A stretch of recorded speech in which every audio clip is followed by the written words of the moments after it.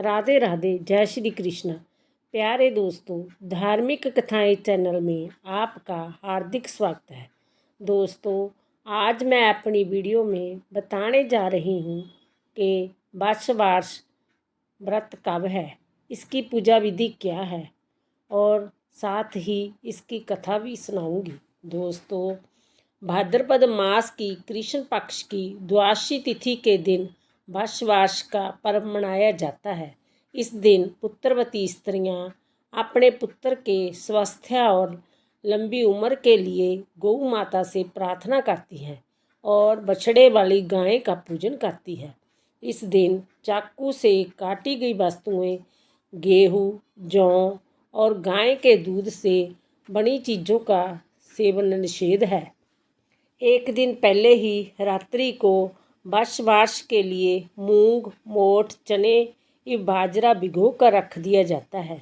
उसे भिगोना कहते हैं।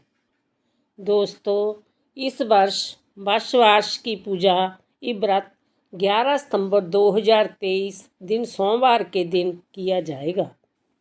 दोस्तों, अब मैं आपको बताने जा रही हूँ कि वर्ष क्यों मनाते हैं। दोस्तों, हमारे राधा श्री कृष्ण को गौओं से बहुत प्रेम था। उन्होंने गौ सेवा के महत्व को लोगों को बताया और गाय को माता कहकर उसकी पूजा की प्रतिपादित किया। भगवान श्री कृष्ण स्वयं गायों की सेवा किया करते थे। उनके गायों के प्रति इस प्रेम को देखकर स्वयं कामधेनु ने बौला गाय का रूप लेकर नंद बाबा की गौशाला में स्थान लिया था। दोस्तों, भगवान श्री कृष्ण का एक नाम गोपाल भी है। इस दिन पहली बार भगवान श्री कृष्ण गायों और बछड़ों को चराने के लिए गए थे। माता यशोदा ने श्री कृष्ण को खूब सजाकर और पूजा पाठ कराकर इस दिन गायें चराने के लिए भेजा था। उनके साथ उनके बड़े भाई बलराम भी थे। श्री कृष्ण उनके साथ गायें और उनके बछड़ों को लेकर चराने के लिए गए थे। इसलिए इस दिन सब लोग गौ पूजा करके भगवान श्री कृष्ण द्वारा दिए गए गौ सेवा के संदेश को सम्मान देकर इसे एक पर्व के रूप में मनाते हैं। वर्ष की पूजा कैसे करें। दोस्तों, अब मैं वर्ष की पूजा विधि बताने जा रही हूँ। वर्ष के दिन पुत्रवती स्त्रियां व्रत रखती है और गाय बछड़े की पूजा करती है। वर्ष के एक दिन पहले रात्रि को मूंग, मोठ, चने एवं बाजरा भिगो कर रख दिया जाता है। फिर प्रातःकाल स्नान आदि के बाद पूजा से पहले उसे कढ़ाई में छौंक कर पका लिया जाता है।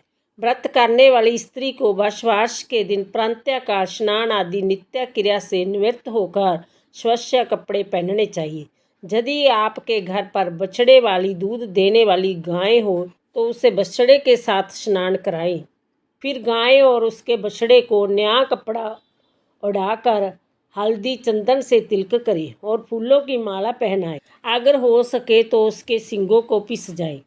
तत्पश्चात तांबे का बर्तन लेकर उसमें पानी भरे, उसमें तिल, अक्षित, इत्र और फूल डालकर गाय पर छिड़के और उसके पैरों पर जल डाले।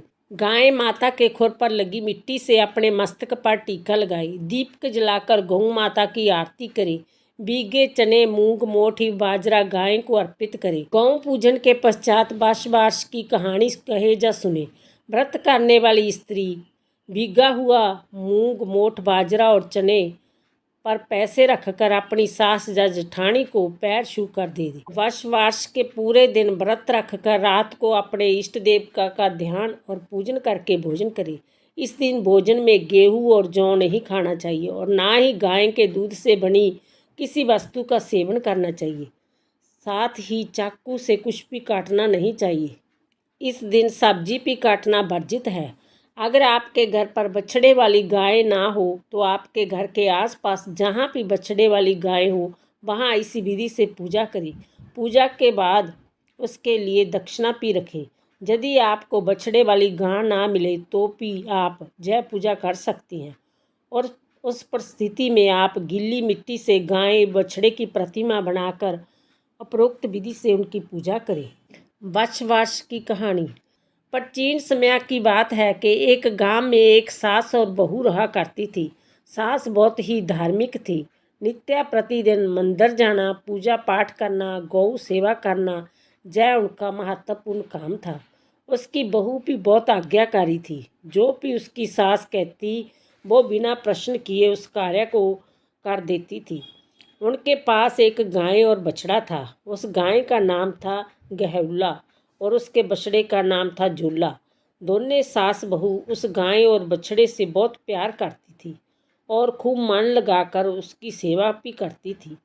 वो गाय भी बहुत ही समझदार थी। प्रतिदिन चरने के लिए छोड़ने पर शाम को घर पर आ जाती थी। एक बार सास ने घर पर जौ की बालियां लाकर रखी, परंतु वो बहू को उनके विषय में बताना भूल गई। सास हर दिन की भांति प्रातःकाल उठकर अपने नित्य कर्मों से निवृत्त होकर मंदिर जाने के लिए तैयार हुई और गाय को चरने के लिए छोड़ दिया। मंदिर जाते जाते उसने अपनी बहू को बाज लगाकर कहा, बहू, मैं मंदिर जा रही हूँ। जब तक मैं वापस लौट कर आऊँ तब तक तू जौ लाकर काट कर उबालने के लिए रख देना। बहू को घर पर रखे जौ के विषय में कुछ भी पता नहीं था। उसको अपनी सास की बात सुनकर ऐसा लगा कि उसकी सास ने उसे जोला यानी गाय के बछड़े को काटकर बालने के लिए कहा है। यह सुनकर वह सोच में पड़ गई कि आज सास माँ ने कैसी बात कह दी। अगर मैं उनकी बात मानती हूँ तो मुझे इस निरीह बछड़े की हत्या करनी पड़ेगी, जिससे मुझे गौ हत्या का पाप लगेगा। लेकिन अगर उनकी बात नहीं मानती हूँ और उनके कहे अनुसार नहीं करती हूँ तो उनकी अवज्ञा होगी। वो भी मेरे लिए पाप के समान ही है। वो इसी धर्म संकट में उलझ गई थी। बैठी बैठी यही सोचे जा रही थी कि क्या करे और क्या ना करे। अंत में उसने अपनी सास की आज्ञा का पालन करना ही अपना धर्म जाना और गाय के बछड़े जोला को काटकर बर्तन में उबालने के लिए रख दिया। परंतु उस बछड़े की हत्या करके उसके मन को बिल्कुल भी चैन नहीं मिल रहा था और वह उसका दुख मानकर बस रोए जा रही थी। जब उसकी सास वापस आई तो उसकी आंखें घर का दृश्य देखकर आश्चर्य से फटी रह गई। घर में खून ही खून फैल रहा था। जहाँ तहाँ खून के धब्बे देखकर उसने अपनी बहू को बाज लगाई। उसकी बहू रोती हुई उसके सामने आई। तब सास ने उससे पूछा कि जब घर में लहू कहाँ से आया। तब बहू ने सास को उसकी आज्ञा याद कराई और कहा कि जय रक्त झूला का है। मैंने आपके कहे अनुसार उसको काट कर बालने के लिए रख दिया है। बहू की बात सुनकर सास ने उसे कहा, मैंने तुम्हें घर में रखे जौ काट कर बालने के लिए कहा था, ना कि गाय के बछड़े झूला को काट कर बालने के लिए कहा था। जय सुनकर बहू अपनी शुद्ध बुद्ध खो बैठी। उसकी सास का भी दुख के मारे बुरा हाल हो गया। तब सास ने हिम्मत करके अपनी बहू को संभाला और उसे अपने साथ अपने इष्ट देव के मंदिर लेकर गई। वहां पहुंचकर दोनों सास बहू हाथ जोड़कर उनके आगे खड़ी हो गई। उनके सामने बार बार मत्था टेक कर नाक रगड़कर बहू की उस गलती के लिए क्षमा मांगने लगी। सास ने कहा, हे प्रभु, मैंने सदा ही आपका ध्यान और पूजन सच्ची श्रद्धा एवं भक्ति के साथ किया है, हमेशा धर्म का पालन किया है। मेरी आपसे विनती है कि यदि मेरी बहू ने जय सब जानबूझकर किया है तो इसे सजा दो। अगर इससे जय भूलवश हुआ है तो इसे क्षमा करो और उस बछड़े को पुनः जीवित कर दो। दोनों सास बहू मंदिर में भूखी प्यासी ईश्वर का ध्यान करती रही। जब शाम होने लगी तब उन्हें लगा कि अब गाय चरकर वापस आने वाली होगी और अपने बछड़े को जीवित ना पाकर उसका क्या हाल होगा। यही सोचकर वो मंदिर से घर के लिए रवाना होगी। घर पहुंचकर उन्होंने देखा कि गाय भी आ चुकी है। सास बहू आगे के बारे में सोचकर भयभीत हो रही थी।